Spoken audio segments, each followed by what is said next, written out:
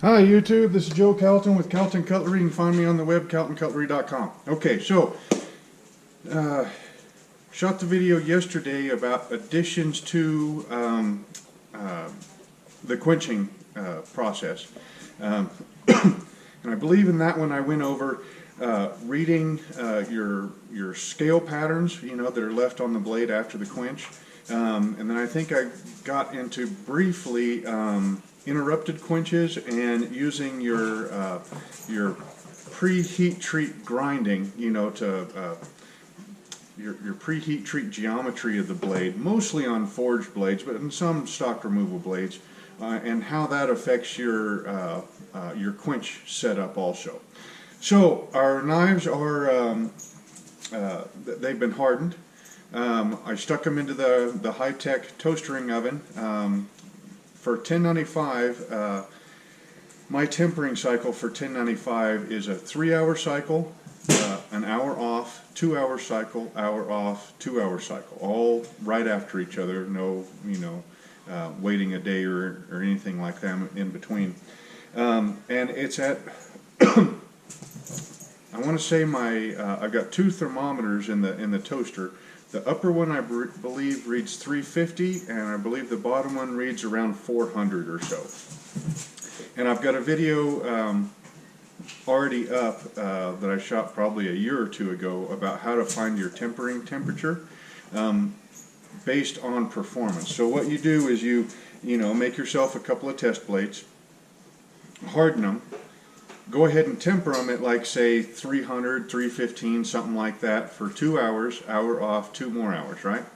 Now, go ahead and grind both of them. The reason I say throw a quick temper in there is because that way if you drop it or something, it's less likely to break, because remember, right out of the quench, these things are glass hard. And so you do need like a little stress relief temper there before you start doing the test. Anyway, grind both blades. Take your brass rod that's epoxied into a wood block, or the corner of your vise or something like that, just kind of a rounded corner. Do your edge flex test over that, and then push it into an edge deformation test, which I've got a video on that too, called the brass rod test, and I think it might be a separate one called the edge deformation test, or it might be rolled into one. But anyway, push that edge to failure. If you did a snap temper at 300 degrees, more than likely it's going to chip out. So raise your tempering temperature on your toaster by 10 degrees according to your thermometers that are inside the toaster, and then do another 2-hour cycle, and then keep raising it until that edge either quits chipping, until it cracks, or until it bends over and stays bent. Just depends on how you want that edge to fail. Then make a note of the setting, like a little magic marker note, or hash mark on the knob setting, and then also write down the temperatures that the upper and lower thermometer read, and then write that down in your logbook or on a stick-em note or on the side of the toaster or whatever, and then those thermometers always from that point on stay with that toaster, okay? That way you can always repeat that tempering temperature. So anyway, all these knives have been tempered, or they've been hardened and they've been tempered, and now we've got to do the straightening process, okay? Now, like I said, when we were doing the quenching, I told you a whole bunch of different ways to kind of minimize warp, right? I also didn't mention, making sure that the blade goes into the oil straight up and down, not canted to one side or another. Let's see, I thought I had 2 or 3 different things to add this morning, and I think I've forgotten them already. Ah, well. So anyway, so now we need to go ahead and straighten these blades and get them ready for grinding, okay? Now, these are differentially hardened blades, okay? So the edges are going to be much harder than the spines and the tangs, okay? We can see that on these 2 particular ones. Our scale patterns are showing that. We got this nice, used to be a gray color, but then the oil got baked in the toaster, so it kind of darkens it up a little bit. But anyway, we've got scale hanging on the spines and on the tangs, but the scale is off on the edge portion, okay? You can check with a file and make sure that that file skates, okay? A lot of times, all right, now first of all, files only cut one way, right? So when you saw me do that, I was pushing down on the forward motion and lightening up on the pressure coming back, okay? So I'm only trying to cut on the forward motion. A lot of times these knives, especially with a multiple quench, like I said, remember, every time you bring that blade up to critical, you're going to create some scale, right? Now, even if that scale pops off, it's going to leave behind some steel that's not quite as good as what the steel inside that's been protected by the outside layers, right? Which I went over that yesterday in, you know, why do you grind or heat treat at full thickness versus doing a pre-grind. You leave steel around the future cutting edge to protect it. So a lot of times when you go to check for hardness, that first couple of strokes might bite, or it might not. It might bite, kind of feel like it's going to cut and maybe not cut at the same time. Depends on the condition of your file. But then once you get through that outer layer of skin, which might be, 3 to 5 thousandths of an inch thick, then that file will start skating and giving you that nice, you know, hey, it's a hard blade sound. Okay. So anyway, so we got to straighten. Now, our project knives, they're in the toaster right now. Okay, they are at the tempering temperature, but what we're doing is we're putting a little bit of heat into those blades, which will make the straightening process go much easier and much less risk of failure. So while those are heating up, we're just chatting a little bit about straightening techniques, okay? So since these blades are differentially hardened where the edges are hard and the spines are softer, boy, I tell you, Claire is like really, really interested in this. She's just sitting there, really, Claire, say hi to the camera. She's just sitting there really paying attention. Who would have thought that she would have been that interested in, you know, straightening knife blades?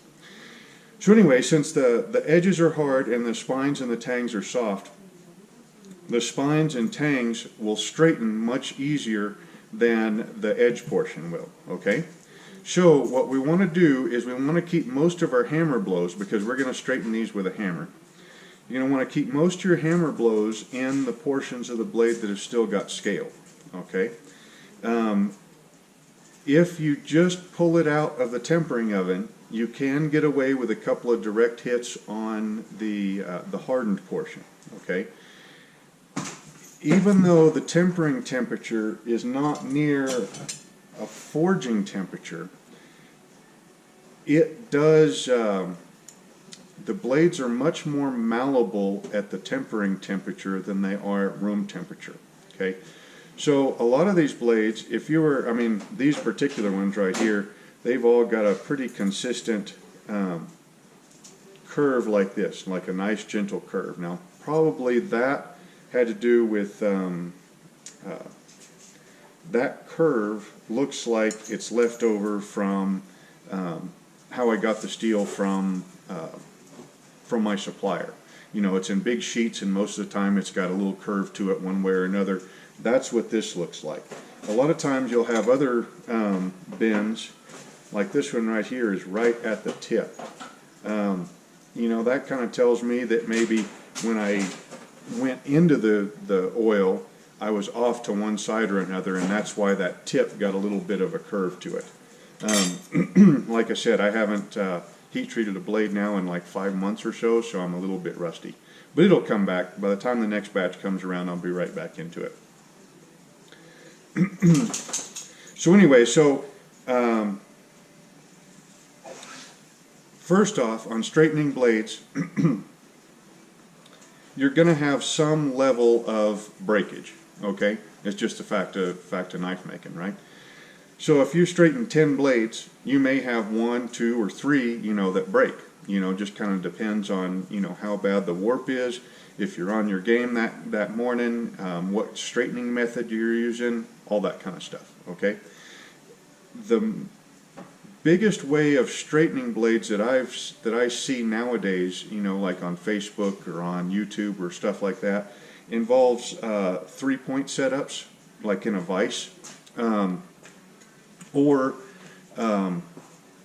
with a piece of like angle iron and a couple of dowel pins and some C-clamps, okay, where you would take, and of course I didn't think to make a setup like that, but we can do like a quick and dirty setup on the vise here. Okay, so you got to find some spot for the legs here. Okay, so you got the vise, right?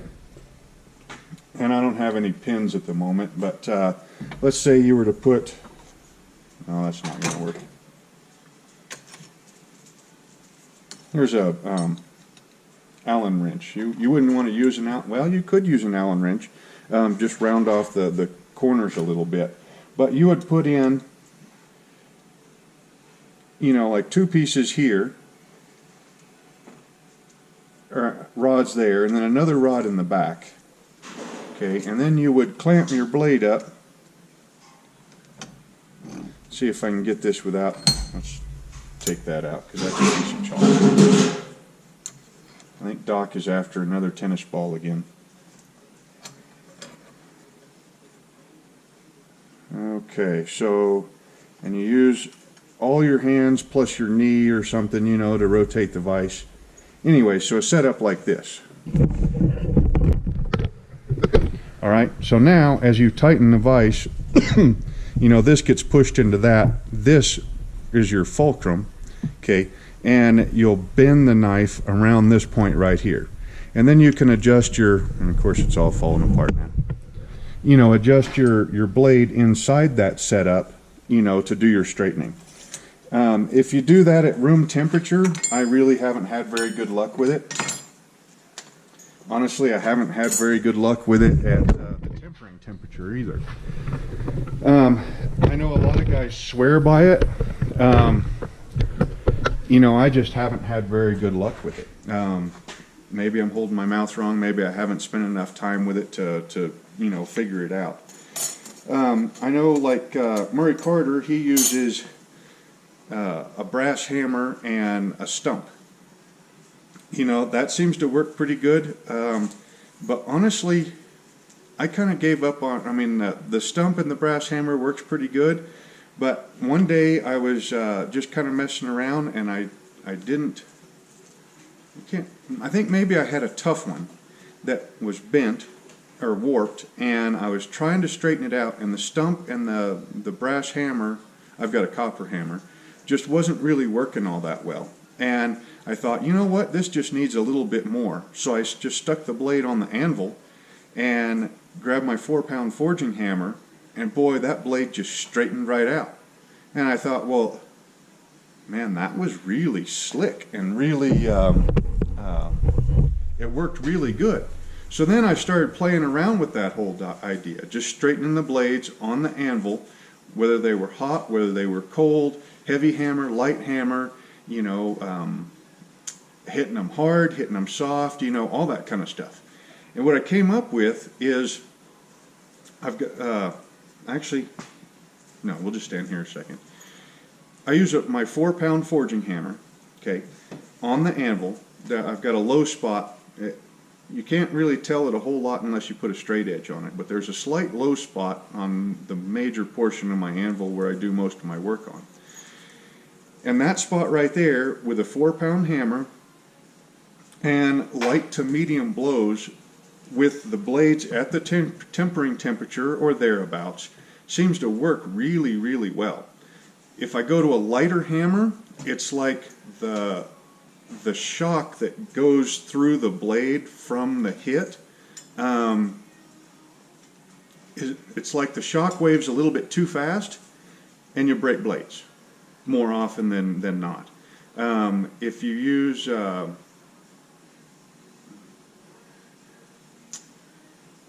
if you use the hammer on the stump, it's like the stump has a little bit too much give, and so that shock wave ends up breaking blades. But on the anvil, it seems like the blade gets enough support, and that heavy hammer gives a blow that penetrates the steel and moves the steel without breaking it, if that makes any sense at all. I mean, I'm sure some metallurgist can explain how that works, you know, with words that are as long as, you know, my arm and everything, but it seems to work, and it seems to work well. Now, the amount of heat that you need, like I said, they're in the tempering oven right now at the tempering temperature.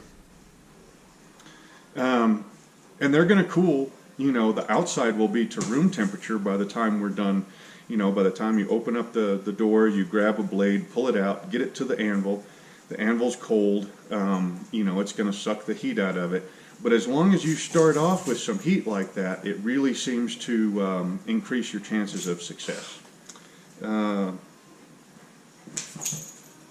You know, and I think that's about it. I do like using chalk to let me know kind of where to hit to begin with. So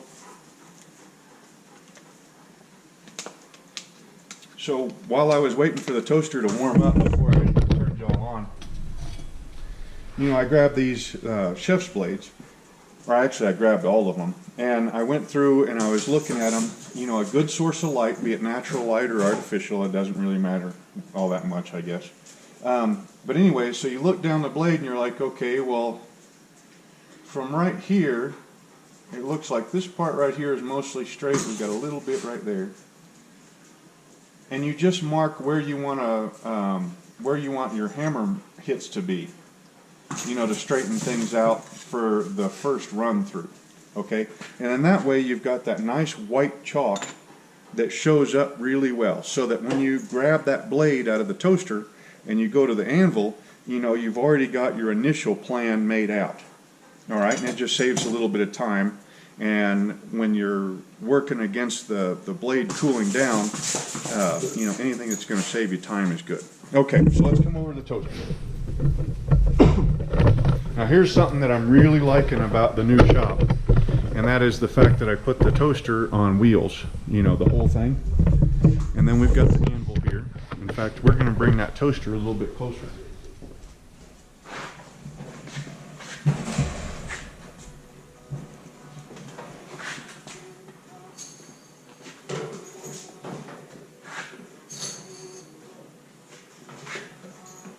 Okay.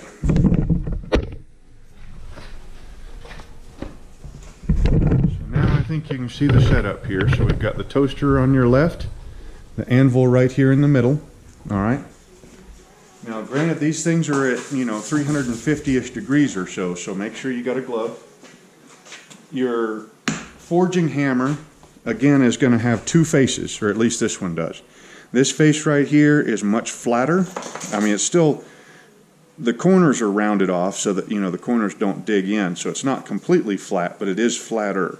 And then this side right here is domed quite a bit. Most of my hammers, the side of the hammer that's got the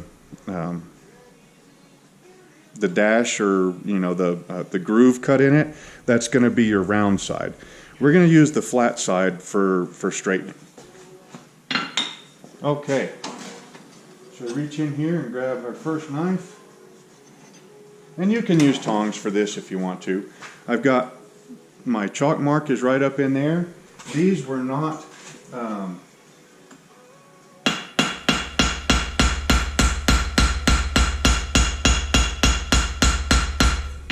these were not bent all that much or warped all that much. Now, I went a little bit too far.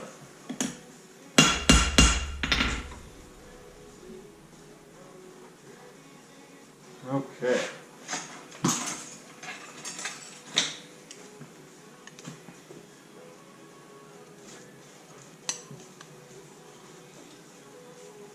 And we got a little bit more right up in here.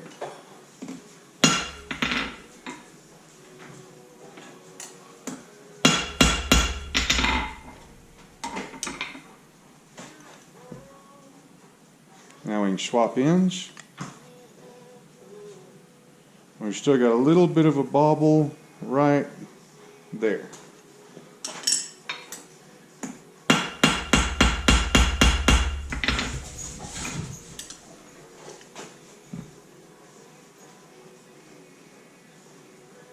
Just a hair more.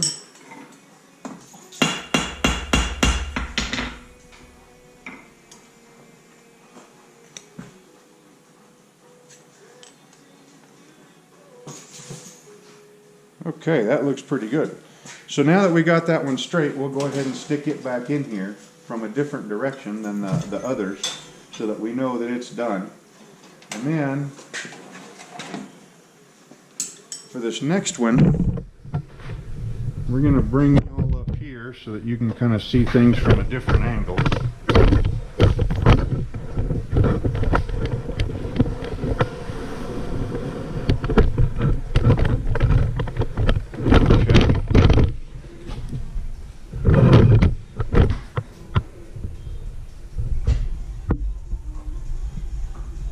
Looks pretty good. Okay, so we'll grab the next one.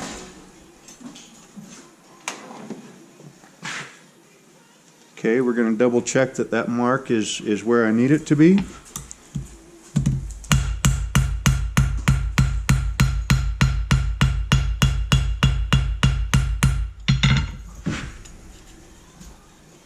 And a little bit too far.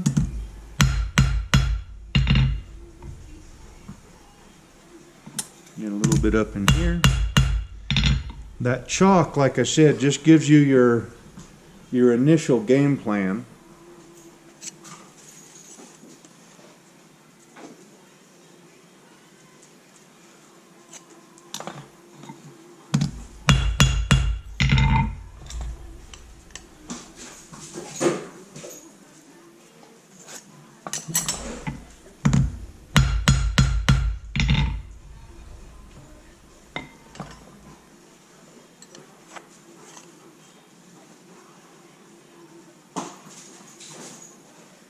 Okay.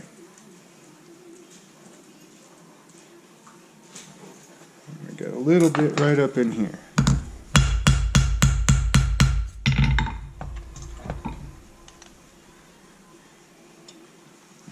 There we go. Now it seems to me like it's kind of tough to show you warps and straight in the camera. You know, to get the right angle. And these are such small blades that with the camera, I'd be really surprised if you could see any kind of warpage in them. But what you're looking for when you're looking for straight is, you know, you want to look from the point towards the butt, you know, this way. Then look that way. Turn it around that way. Flip it over. Look that way. A lot of times you can kind of look not only to see if it's straight, but then also so if you like, okay, so there's, all right, so that's pretty much straight on to you, I think. But then you tilt it. Let's grab right here. So then you like tilt it and then see how fast you see the flat back here, okay?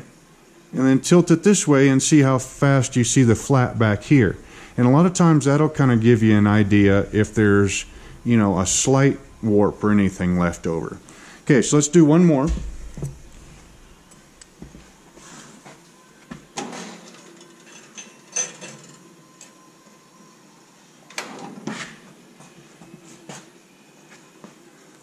Okay, so on this one I've got it marked back here.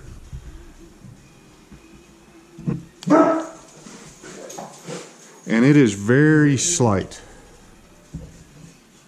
But I can see it mostly on this side right here. Like I said, I mean, I'll show it to you, but I kind of highly doubt you're going to be able to see it in the camera. But, you know, we could get lucky and you might be able to see it.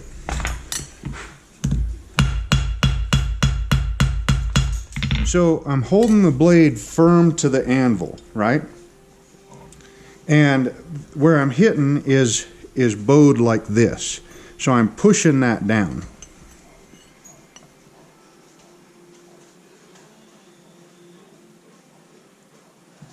And I think that's all that one needed. It was just a little bitty, now we can get just a hair more right there, I think. There we go. And that one is all nice and straight and ready for grinding. Okay, now we'll stick this one back in here and then chat some more. So our next step, I'm going to go ahead, since I've got the toaster warmed up and everything, I'm going to go ahead and straighten all these blades, or the ones that need straightened.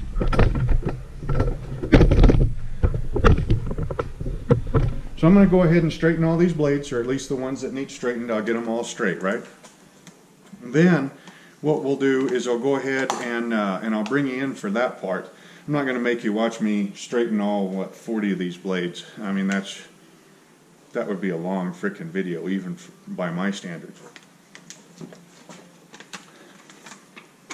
But anyway, so then what we're going to do is we're going to start grinding. Now, a lot of guys do, they use like a surface height gauge on a granite plate, and you'll use that, and then you'll scribe a center line down the length of the blade. Okay, I go by eye, and that's about it as far as, you know, getting everything centered up and everything. A center, you know, something on a 1/16 inch blade, boy, that I have not seen a height gauge that could scribe an accurate line on a 16th inch thick stock. They might be out there, or maybe I just don't know how to use one, but scribing a center line on something like that, I think would be mighty tough. And then also, you've still got scale on these blades, and that scale can kind of throw off your perception of, you know, completely straight or not.